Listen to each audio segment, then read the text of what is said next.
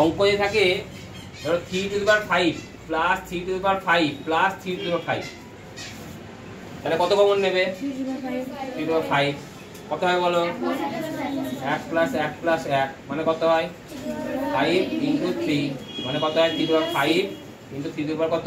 1, উত্তর হলো কত হলো? 3 টু দি পাওয়ার 6। বুঝতে পেরেছো? তাহলে একই ভাবে 3 to the power 5 plus 3 to the power 5 plus 3 to the power 5 3 to the power 5 plus 3 to the power 5 1 2 3 4 5 6 7 8 9, তাহলে করতে হবে নিজে সেম প্রসেস। কত কমন নেবে?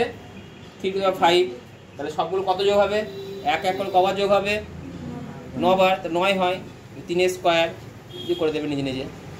কত হলো এখানে? 3 টু দি পাওয়ার 5 কমন নিয়ে 1 প্লাস 1 প্লাস 1 প্লাস 1 প্লাস 1 1 2 3 4 5 6 7 8 9 3 4 5 6 7 8 9, তার মানে কত হয়? 3 টু দি পাওয়ার 5 9 মানে 3 টু দি পাওয়ার 5 ইন্টু 3 এর কি square, 3 to the power 5 plus 2 মানে 3 টু দি পাওয়ার কত?